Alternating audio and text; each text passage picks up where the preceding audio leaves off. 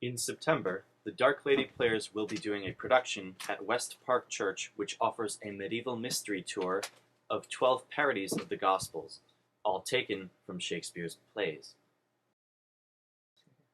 The play Twelfth Night was written to be performed on the last day of the Christmas season.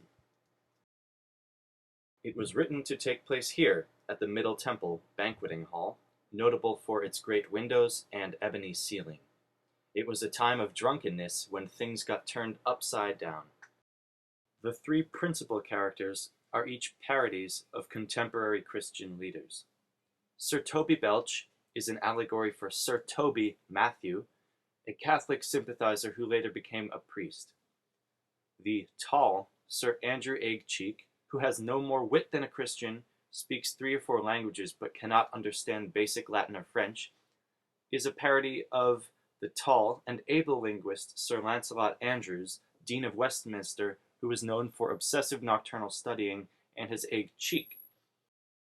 The noise-hating Malvolio is a parody of the sickly Puritan T. Posthumus Hoby, who was leading a protest against the Blackfriars Theatre for causing too much rowdiness.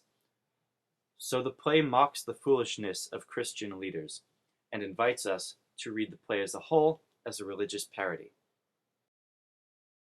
We are going to take a look at the scene where the Puritan character, Malvolio, in his yellow stockings, is treated as a devil and given an exorcism.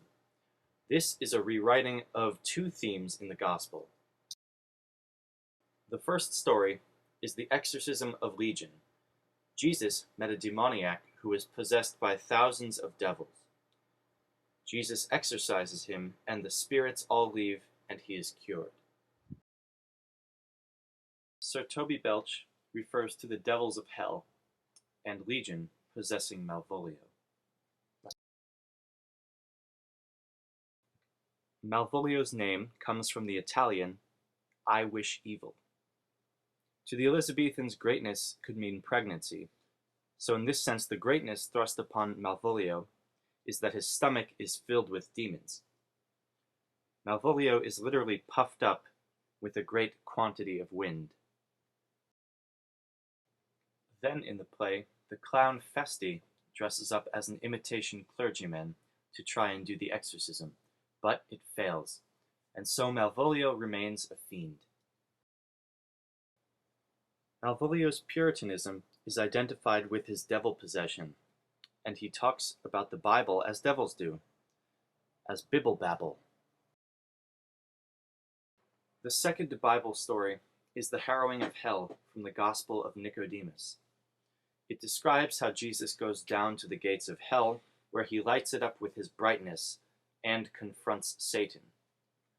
2 of the lost souls call for paper to write down the story. In Twelfth Night, the action is also taking place at the gates of hell, also known as the gates of Tartarus. Whereas in the Gospel, Jesus lights up the darkness, in the play, Festi refers to the bay windows transparent as barricados, and the high clerestory windows, but Malvolio remains in the darkness of his Puritanism. In Twelfth Night, instead of Jesus, we have the clown Feste, but this time it is Malvolio who very oddly calls out for paper but isn't given any. This combination of references to the demoniac legion, the dates of Tartarus, to the devil, and to ink and paper show the author is parodying one of the most sacred Christian doctrines by showing Christ as a clown who fails to cure Malvolio of his Puritanism and leaves him in hell. To learn more about the Gospel parodies, come see the Dark Lady Players production of Shakespeare's Gospel parodies at the West Park Church on 86th and Amsterdam this September. See you then.